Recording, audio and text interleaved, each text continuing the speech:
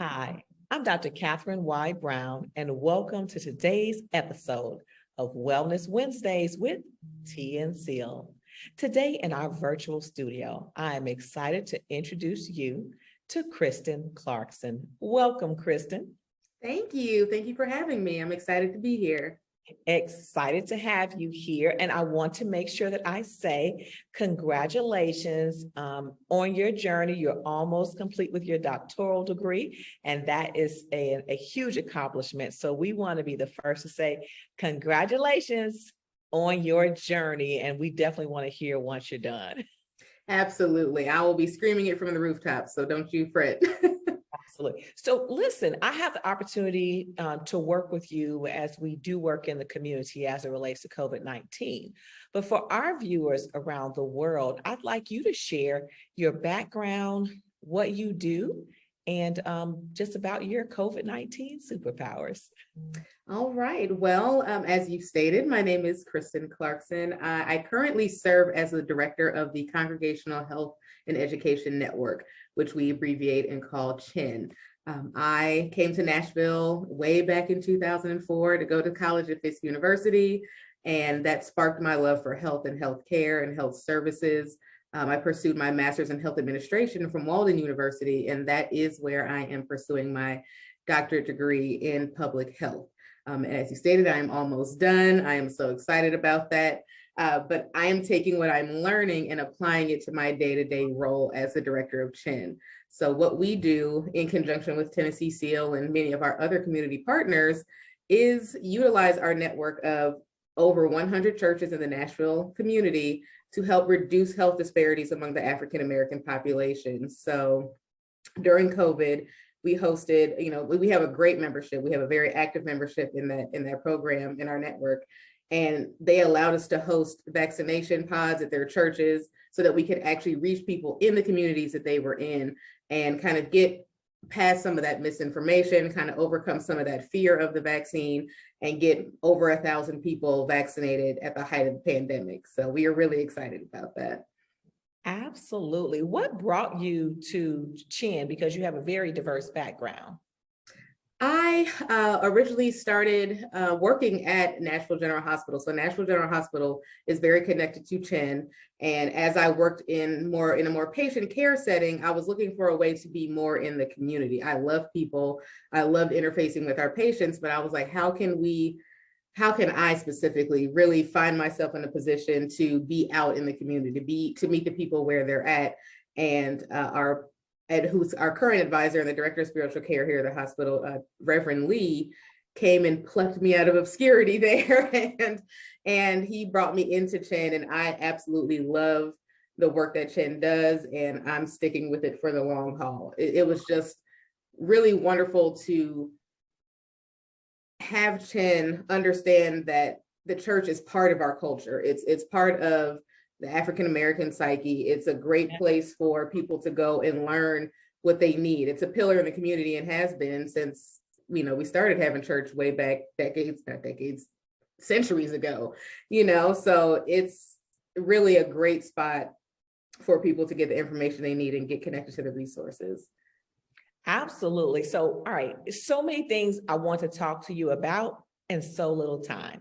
So we're going to jump around some topics. Here we go. The topic is resilience. What are your thoughts on resilience in terms of the work that you've seen as it relates to COVID-19 and faith-based communities? Resilience. Whew. Well, you needed resilience to get through this pandemic. And, let me not say that it's over, because it is not over. We're still very much in the thick of it. Sorry about that. So resilience in terms of the pandemic, in terms of what we do day to day, it's resilience of the community, and then there's personal resilience. So personal resilience is we're here, we're doing it every day. We're getting these resources. We're dealing with the politics of COVID. We're dealing with the social determinants of health. We're dealing with people and their problems that they're having every single day. And as much as we're pouring into the community and pouring into everyone else, we have to remember to pour into ourselves, because you can't pour from an empty cup. So it's taking that time to step away and reset so that you can give your best self and give unto others. The resilience in the community, it's been wonderful to see how the community has banded together.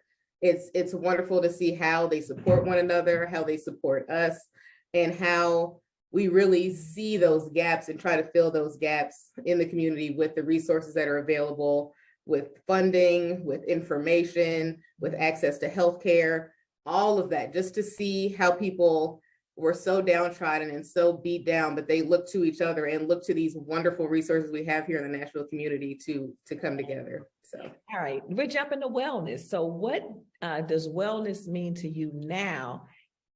We're going to say after our first series of new normals, because as you say, we're dealing with the, long COVID, we're dealing with monkeypox, and there are other things that continue to evolve. But let's talk wellness. Okay, when I think of wellness, I think of, people think of holistic care, but when I think of holistic, I tend to think of WHOLE, that wholeness. And we think of health as, the health of your body, but we also have to take care of our mind and our spirit, that emotional wellness, that comprehensive, I'm thinking comprehensively. So when I think of wellness, that's what I think of. I encourage people to be their own advocate. Seek preventative care. Why wait until you have a problem to try to address it? Get ahead of the issue, get ahead of that care, and really take care of yourself day to day. And so when something like COVID comes up, you're not suffering from those comorbidities. You're not already at a state of wellness that's behind the bar. So I really think people have to take care of themselves day to day and do so in a holistic way. Let's go to community. What does community mean to you? And what will it take from our community going forward to have resilience and wellness? Community to me, it's a cultural thing. So of course, I'm an African-American woman. I grew up in an African-American household. I grew up on a military base. So we're a part of all these different communities, the female community, the African-American community, the professional community. Community is having that support. It's learning from your elders. It's turning around and raising children in better ways because you have the access, you have the education, you've gotten yourself to a point where you really can affect change. So community really is support. So you see something like COVID come along and everyone's throwing resources at it. They're giving it all they've got. And then when it's over, it goes quiet. Yeah. So what we need is that continued accountability. We need that longevity. We need these community organizations that are in the community every day doing the work to have continued access to those resources.